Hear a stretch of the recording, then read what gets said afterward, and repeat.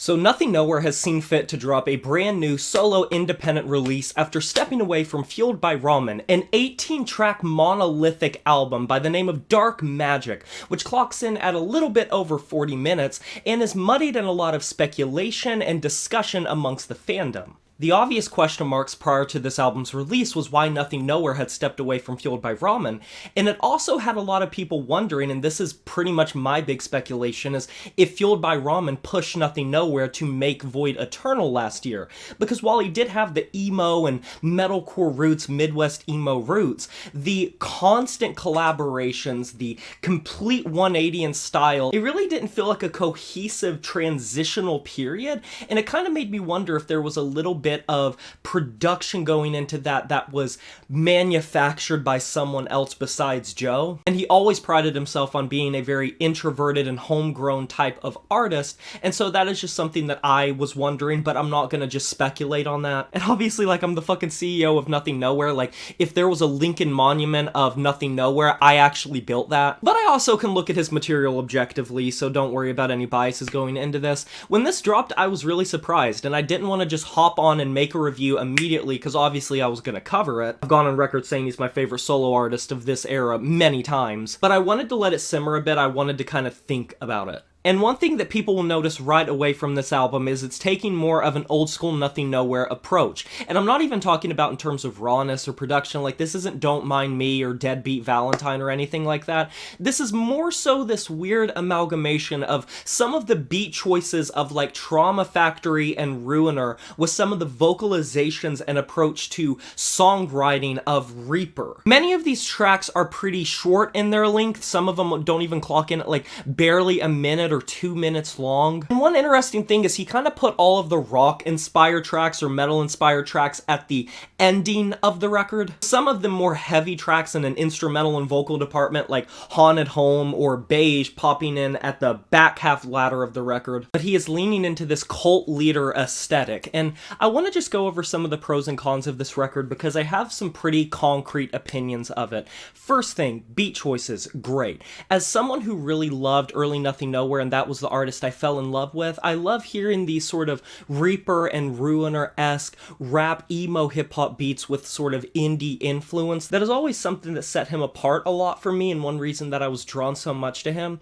And I think that while some of these beats are a little ho-hum, the vast majority of them are very well thought out, a lot of great embellishments in the backdrop, and are just very well mixed together and fit him perfectly. And they're actually surprisingly diverse even if they do all fit into kind of this same camp. I also like that he tested around with different flows. He isn't just staying status quo. One of my biggest gripes with some of his vocalizations in the past has been that he's played it a little bit safe when if you watch like his one-take videos or some of his more experimental tracks, you will see that he has a lot more vocal dynamics and range than he gives himself the ability to use. And so I'm happy that he not only tested different flows, faster or slower, made some catchy hooks, and also just pushed his vocals to their limits on many of these tracks, both going very low in his register, but also his nasally, emo-inspired belt. I do like the production on this record. Most of the time when it hits really hard. I think a lot of these tracks are very intelligently put together. Tracks like Doomsday, tracks like Dark Magic, tracks like What the Fuck are just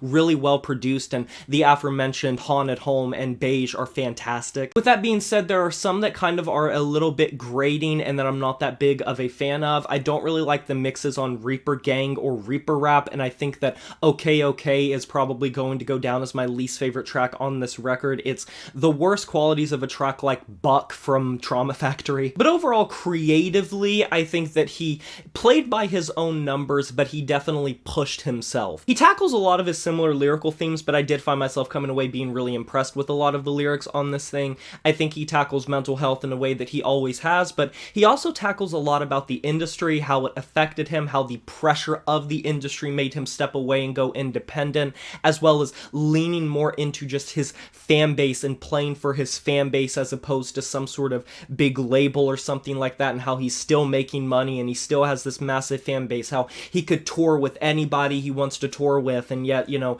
it still took so much out of him to play with Fueled by Ramen because it's clear that's who he's talking about. It's not going to be anything to write home about in terms of the Nothing Nowhere camp, because if you have liked or disliked his lyrics lyrical writing style, you are going to like or dislike his lyrical writing style on this record, because I don't think there's anything astronomically forward-thinking or astronomically different than anything he's done before. Now, with that being said, some of my gripes with this record.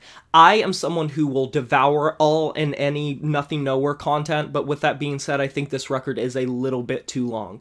And I'm not even saying in terms of the length. I think some of the best tracks on this record could have been given a lot more time to breathe, whereas some of the worst tracks on this record stick out like a sore thumb. The repetitiveness of Reaper rap, the chorus is just grating on re-listen, and the more you go back to it, the more grating it feels. I was hoping it might grow on me, but it absolutely did not. I think Okay Okay is a supremely forgettable Nothing Nowhere track, and I don't think it fits in with the conceptual vibe of this record whatsoever, and I think his flow, and it might be because of the production on Witch Hunter, just kind of gets on my nerves a little bit.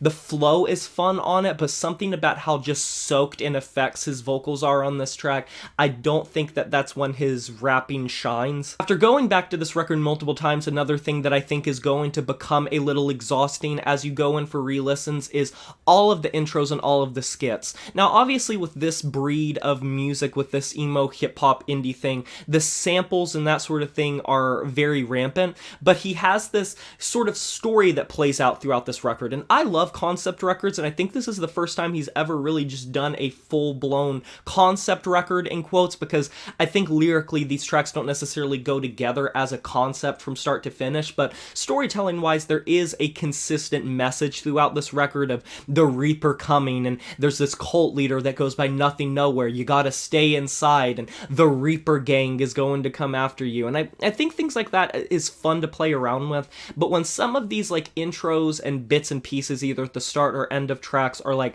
10-15 seconds long, when you're trying to just listen and enjoy or go through this record in one sitting, it can become a little bit monotonous, whereas I think if they would have been a little bit more spaced out or a little bit more sparse, whatever you want to call it, I think that could have been a lot better. I think overall this record is going to sit at a weird crossroads in his discography, where new fans that want the metal from him are going to be a little disappointed.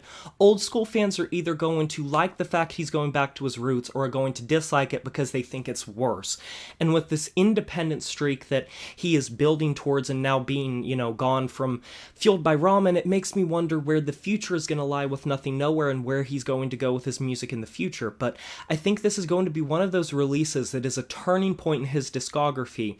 And I think that it's going to be one of those things that we have to examine years down the line when we either get more material in this era of Nothing Nowhere or alternatively see how it ages. But honestly, 1 year after Trauma Factory, I'm happy that we have 18 new tracks of Nothing Nowhere material. And honestly, this is kind of just a side note. I think it's kind of cool that the start of the record is the more emo hip-hop, the middle of the record is the more indie emo hip-hop, and then the ending of the record is the much more rock and metal inspired stuff. I think that's pretty cool. Overall, I'm going to be giving this album a 7 out of 10.